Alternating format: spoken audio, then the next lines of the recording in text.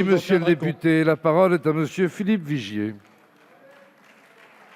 Merci, Monsieur le Président. Monsieur le Premier ministre, après une baisse de l'activité économique de près de 8 points en 2020, 2021 est une belle année, puisqu'on devrait avoir un peu plus de 6% de croissance. Certains parlent même de 6,3 points.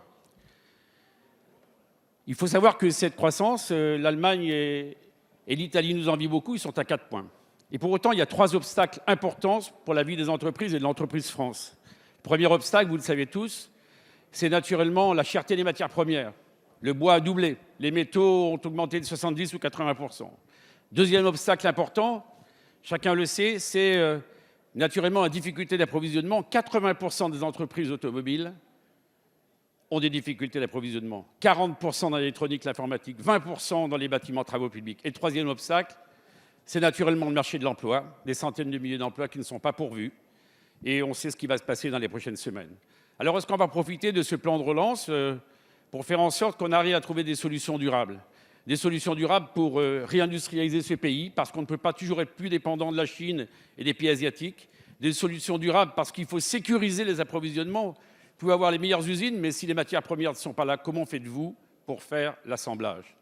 Et puis en matière d'emploi, il y a naturellement tous ces chômeurs de longue durée. On parle d'1 500 000 personnes qui sont très éloignées de l'emploi, pour lesquelles il faut les former et pour lesquelles, à l'heure actuelle, eh bien, il est temps de mettre le paquet. Et il y a aussi cette logique en silo qu'on a toujours utilisée. Non, il faut mettre tout le monde autour de la table. Les régions, c'est leur compétence en matière de formation, c'est leur compétence en matière de développement économique. Les départements, c'est leur compétence en matière d'accompagnement du RSA. Les entreprises, de manière à faire en sorte qu'on arrive vraiment à lutter efficacement.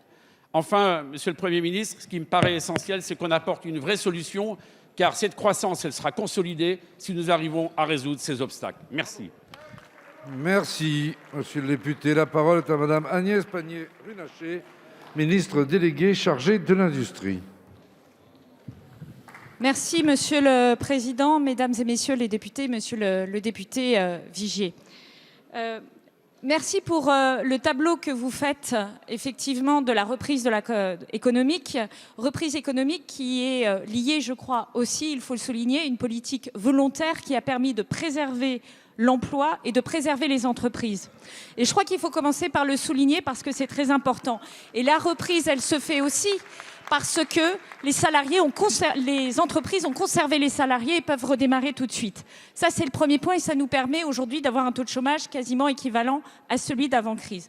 La deuxième chose, vous le pointez très justement, c'est des problèmes d'approvisionnement et des problèmes de recrutement. S'agissant des problèmes d'approvisionnement, c'est la politique que nous avons lancée depuis 4 ans de reconquête industrielle qui s'est accélérée avec le plan de relance. Et effectivement, grâce au plan de relance, nous avons pu financer plus de 550 projets de relocalisation industrielle sur les intrants critiques, sur l'agroalimentaire, sur la santé. Je ne vais pas tout citer ce qui a été aujourd'hui en projet. Sur les compétences, je ne vais pas non plus citer tout ce qui a été fait, mais le plan Un jeune, une solution, et je regarde Elisabeth Borne qui est à la manœuvre sur ce sujet-là, c'est plus de 2 millions de jeunes qui sont accompagnés. Donc effectivement, nous avons pris à bras-le-corps ces sujets et il faut continuer le combat.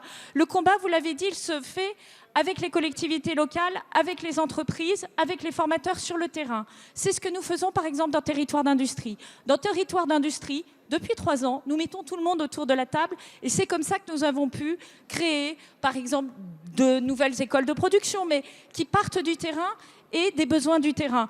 Et je souhaite aujourd'hui que les régions qui sont engagées pour des mandats assez longs se mobilisent pour poursuivre ce combat à nos côtés et qu'on puisse aligner tous les intérêts pour la France.